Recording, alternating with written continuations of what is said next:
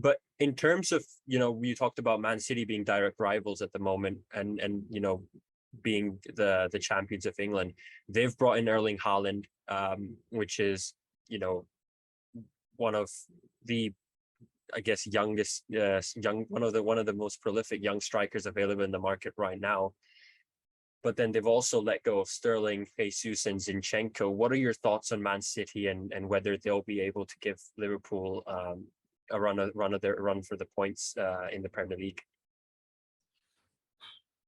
Manchester City, just like Liverpool, and I would say even Chelsea, they have a strong identity, like with their managers, and as long as they have their managers intact, they're in good hands. And I mean, probably the best three managers in world football, man, are at these clubs. Sure, Manchester City have let go of goals, but they have got Alvarez, who is going to be someone. Have been reading a few articles. We can expect quite a bit from Alvarez. Haaland, I mean, what a signing, dude. What a fucking signing. Sorry for my language. No, I think no other club even tried to poach him out or hijack that deal. It's just for the money that they got him for, and the you could say that Mbappe is the finished product, but Haaland probably is on par, and still you feel there's another gear. And he probably has the best coach in world football coaching him. That's Pep. He will get the best out of Erling Haaland. Then for a backup, they've got who's the guy from Leeds? I'm forgetting. In midfield, Calvin man. Phillips. Calvin Phillips to replace Fernandinho. Yeah. So he's going to be. So that's the caliber that Manchester City are playing at, man. They are buying 40-50 million midfielders as a backup. And sure, Zinchenko is left, but if Cucurella signs for them, man, that's a pretty decent signing as well, because he did very well at Brighton. I'm sure, just the one season, but he was the player of the season. He caught everyone's eye. His contract is till 2026, so I think they're gonna like probably pay more than 40 million for him. As long as they don't let go of Bernardo Silva, doesn't push for a move for Barcelona, I think Man City have replaced goals. They've replaced their left back. They have replaced Fernand. They've upgraded on Fernandinho. Fernandinho in his prime was great, but they've upgraded with Fernandinho. Some might say they have upgraded with Cucurella. They've probably got the best striker in the world now. They've got Phil Foden, who's going to, shift into another gear, a more mature Phil Foden. They've got probably the best midfielder in the world in Kevin De Bruyne. Yeah.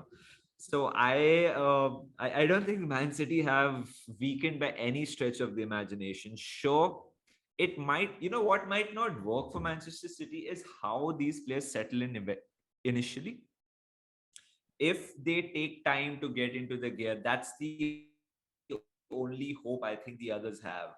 Because I won't be surprised if in the midst of this World Cup season, these guys get 95, 96, 97 points again.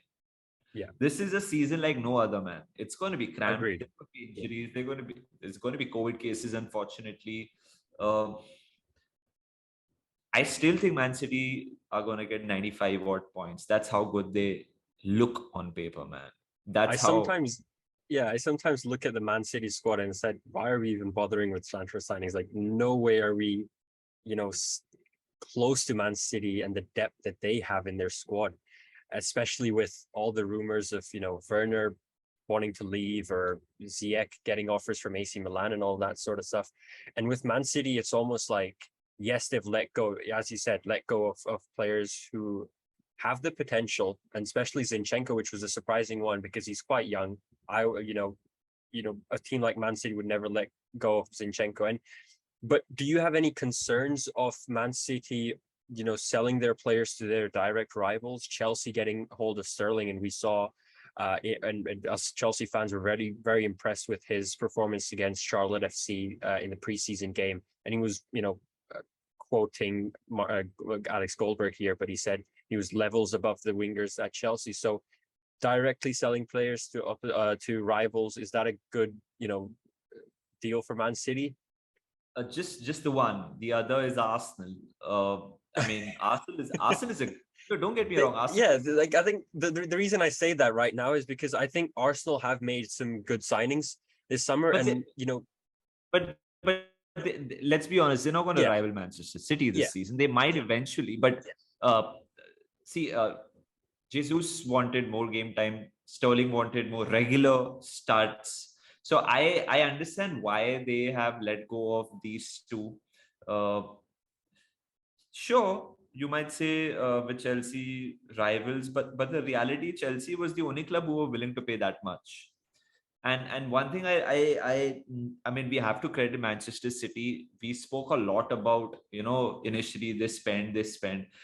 I mean, the amount of money they recoup, like Ferran Torres 50 odd million now, Jesus so much money, Sterling so much money, bloody Zinchenko, they might end up getting 30 million. yeah, So the way Manchester City sell is amazing. So and they know how to sell. If Manchester City wouldn't, with all due respect to Chelsea Football Club, Manchester City would not sell Sterling to Liverpool. yeah. Agreed. 120%. Agreed. Yeah, But to Chelsea, they've taken that gamble. But the gamble is backed by Haaland and Alvarez. So, yeah. uh, man, if Haaland clicks, it's scary. It's It is. It scary, genuinely, man. it It really is. is.